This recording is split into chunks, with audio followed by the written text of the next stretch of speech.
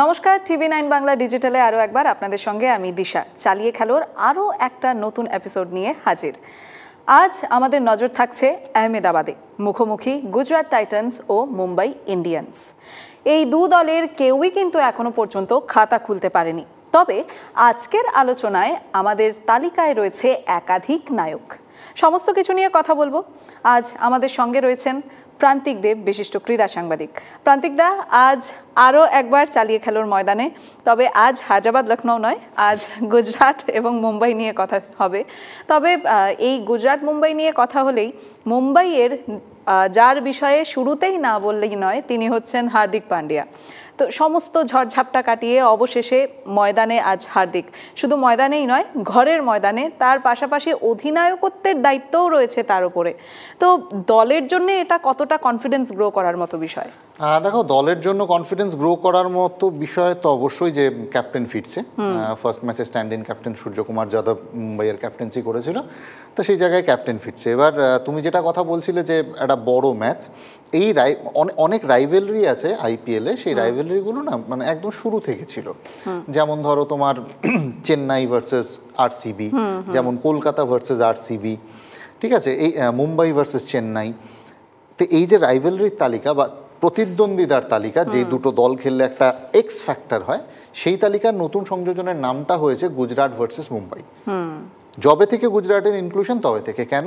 প্রথমত গুজরাট যখন টিম তৈরি করলো, তারা মুম্বাই থেকে হার্দিক পান্ডিয়াকে নিয়ে গেল অ্যাজ ক্যাপ্টেন। ভালো কথা, হার্দিক চ্যাম্পিয়ন করলো টিমকে। তারপর আবার এক বছর পর আবার হার্দিককে ফিরিয়ে আনা হলো কোথায়? মুম্বাইতে। গুজরাট ফ্যানরা গেলেন খেপে। এবার হার্দিক ফিরলেন, ফিরে এসে মুম্বাইয়ের কি বলবো, প্রাণের ছেলে, ঘরের ছেলে তো বটেই, প্রাণের হৃদস্পন্দন মুম্বাইয়ের, যার নাম রোহিত শর্মা, সেই রোহিত শর্মাকে ক্যাপ্টেন্সি থেকে সরিয়ে হার্দিক পান্ডিয়াকে ক্যাপ্টেন্সি দেওয়া হলো। কোথাও না হার্দিকের জন্য খুব চ্যালেঞ্জ এগুলো, as a player mental challenge এগুলো তৈরি করে। কারণ হার্দিক এমনিতে খুব টাফ ক্রিকেটার, মেন্টালিও ভীষণ একজন টাফ মানুষ। ব্যক্তিগত জীবনেও এই সময় হার্দিক একটা টাফ মানে সিচুয়েশনের মধ্যে দিয়ে যাচ্ছিলেন। তো তারপর মাঠে নামলেন, গুজরাটের ফ্যানরাও তাকে বিদ্রূপ করলো, মুম্বাইয়ের ফ্যানরাও তাকে বিদ্রূপ করলো।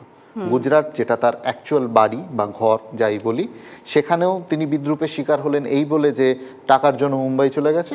আর মুম্বাইয়ের ফ্যানদের কাছে তিনি কি বলবো, বিদ্রূপের শিকার হলেন এই জন্য যে রোহিত শর্মাকে সরিয়ে তাকে ক্যাপ্টেন করা হয়েছে। তাই কোথাও হার্দিককে অসম্ভব একটা যন্ত্রণা প্লেয়ারের কাছে, অস্বীকার করার কোনো জায়গা নেই। গোটা মাঠ যখন তাকে বিদ্রূপ করছে, টন্ট করছে, তখন একটা সত্যি একটা প্লেয়ারের কাছে ভীষণ যন্ত্রণা।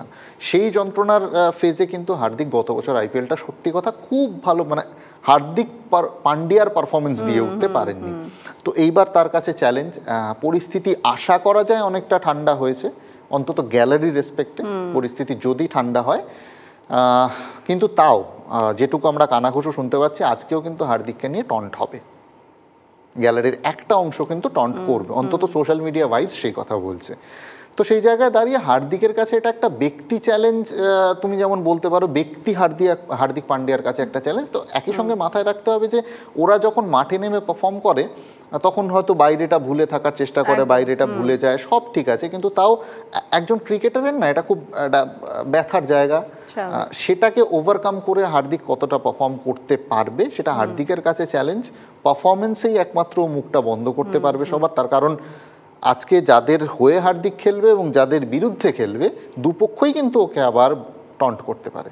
একদম। তবে হার্দিকের কথা যখন হচ্ছে, অধিনায়কত্বের কথা হচ্ছে, চ্যালেঞ্জের কথা হচ্ছে, তো সেই ক্ষেত্রে এটাও কিন্তু বলতে হচ্ছে যে আজ কিন্তু প্রতিদ্বন্দ্বিতার কাঠগড়ায় দুই সতীর্থ।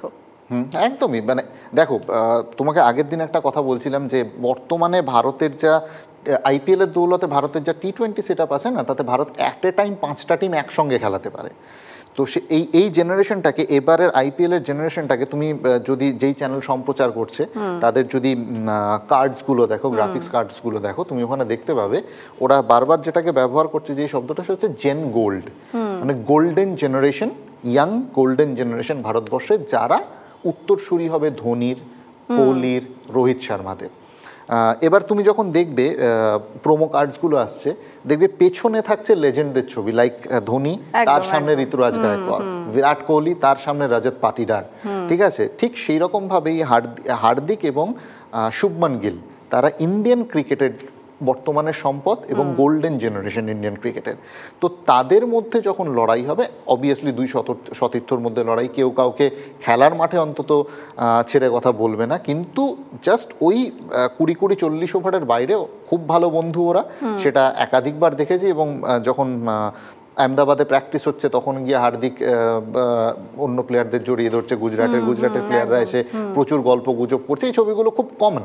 তাই 40 ওভারের লড়াইটা বাদে বাকি মুখোমুখি দুই তারকা অবশ্যই একজন আরেকজনকে ছাপিয়ে যাওয়ার চেষ্টা করবে, ট্যাকটিক্যালি ছাপিয়ে যাওয়ার চেষ্টা করবে অ্যাজ ক্যাপ্টেন, কিন্তু মাঠের বাইরে এটার কোনো এফেক্ট, বা ওই 40 ওভারের বাইরে এটার কোনো এফেক্ট কিন্তু থাকবে না।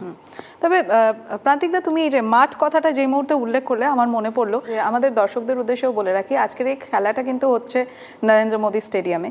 আর এই মাঠের একটা বৈশিষ্ট্য হচ্ছে যে এখানকার যে পিচ, সেটা কিন্তু ফ্ল্যাট উইকেট একটা পিচ। তো প্রান্তিকদা, এই যে এই ফ্ল্যাট উইকেট পিচ হওয়ার জন্যে সাধারণত বলা হয় যে এই ময়দানটা বোলারদের জন্য কিন্তু একটা চাপের বিষয় হয়ে দাঁড়ায়। তো সেই ক্ষেত্রে আমরা কোথাও কি এটাকে ব্যাটার ভার্সেস ব্যাটার আজকে আমরা দেখতে পারি? গোটা আইপিএলটাই ব্যাটার ভার্সেস ব্যাটার, যা অবস্থা দেখতে পাচ্ছি, যে কটা ম্যাচ হলো বোলারদের জায়গা খুব কম। কালকের ম্যাচটা একটু দেখলাম আরসিবির বোলাররা বেশ চেপে টেপে ধরার চেষ্টা করলো আর কি, আলটিমেটলি সাকসেসফুলও হলো। কিন্তু আমি কোথাও এখানে বোলারদের জন্য খুব একটা জায়গাটাকে দেখতে পাচ্ছি না ব্যক্তিগতভাবে আমি। এবার তুমি যেটা বললে যে মোটেরার উইকেট একদম ফ্ল্যাট সারফেস, এখানে কিচ্ছু নেই, পাটা উইকেট, বল আসবে ব্যাটে, আমাদের অনুষ্ঠানের নামের মতো ওইখানেও প্লেয়ারদের একটাই কাজ, চালিয়ে খেলো, এছাড়া আর কোনো উপায় নেই। হ্যাঁ, কিছু স্পিন কি করবে না, আগের ম্যাচে সাই কিশোর স্পিন করেছিল ভালো, তো সুইং প্রথম দিকে একটু পাওয়া যাবে, কিছু সাহায্য যেটা বোলারদের আর্ন করার, সেটা বোলাররা হয়তো একটু আর্ন করবে, কিন্তু সেটা খুব সাময়িক সময়ের জন্য, লং টার্ম বোলারদের কোনো সুবিধে নেই, ওই চালিয়ে খেলো ব্যাটসম্যানদের জন্য। একদমই। তবে মুম্বাই ইন্ডিয়ান্সের ক্ষেত্রে আমরা কিন্তু একদম তাদের প্রথম ম্যাচে এক অন্যতম নায়ককে উঠতে দেখেছি, সে হচ্ছে বিঘ্নেশ পুথুর। তো সেই ক্ষেত্রে তিনি যেভাবে তার প্রতিপক্ষের উদ্দেশ্যে যেইভাবে 3টে উইকেট নিয়ে, প্রথম ম্যাচেই 3টে উইকেট নিয়ে একেবারে লাইমলাইটে চলে এসেছেন, তো সেই ইমপ্রেশনটা আজকে কি সে বজায় রাখতে পারবে? দেখো, এটা একটা মজার কথা বলি, আইপিএল এর ধারাভাষ্যকার আকাশ চোপড়া ইন্ডিয়ান প্রিমিয়ার লিগকে অনেক সময় ইনক্রেডিবল প্রিমিয়ার লিগ বলেন। এই বিঘ্নেশ পুথুরের মতো প্লেয়ারদের যে জার্নিটা না, সেটাই ইনক্রেডিবল প্রিমিয়ার লিগের কারণ। তার কারণ হচ্ছে বিঘ্নেশ পুথুর যখন হঠাৎ করে এলো, 3টে উইকেট নিল, তখন খোঁজা শুরু হচ্ছে কে এই বিঘ্নেশ পুথুর, কোত্থেকে এলো, খোঁজ নেওয়া শুরু হলো, এবং কিছুক্ষণের মধ্যেই কমেন্ট্রি বক্স থেকে জানানো হলো কেরালার একজন অটো ড্রাইভারের ছেলে। একদম। রঞ্জি ক্রিকেটে এখনো এক্সপোজার হয়নি কেরালার হয়ে, একদম লোকাল ক্রিকেট লিগ খেলে, লোকাল ক্রিকেট লিগ থেকে ওকে মুম্বাইয়ের স্কাউটরা ওকে তুলে আনে। তো বিঘ্নেশ পুথুর, এই জায়গায় বলবো মুম্বাইয়ের স্কাউটিং টিম অসাধারণ, কারণ এই স্কাউটিং টিমের ফসলগুলোর নাম হচ্ছে জসপ্রীত বুমরা, এই স্কাউটিং টিমের ফসলের নাম হচ্ছে হার্দিক পান্ডিয়া, এই স্কাউটিং টিমের ফসলের নাম হচ্ছে ক্রুনাল পান্ডিয়া। এদের স্কাউটিং টিম বরাবর দুর্ধর্ষ কাজ করে। এদের স্কাউটিং টিমের নাম হচ্ছে তিলক ভার্মা, যারা এখন ইন্ডিয়ান ক্রিকেটে এক একজন স্টার, সুপারস্টার। তো বিঘ্নেশ পুথুর খুব ভালো বোলিং করেছে মুম্বাই ফার্স্ট ম্যাচে, 3টে উইকেট পেয়েছে, এখানেও অনেক এক্সপেকটেশন ওর ওপর। হ্যাঁ, প্রথম ম্যাচে ভালো পারফর্ম করলে যেটা হয়, একটা এক্সপেকটেশন তৈরি হয়, সেই এক্সপেকটেশন প্রেশারটা এবার আস্তে আস্তে ওর ওপর আসবে।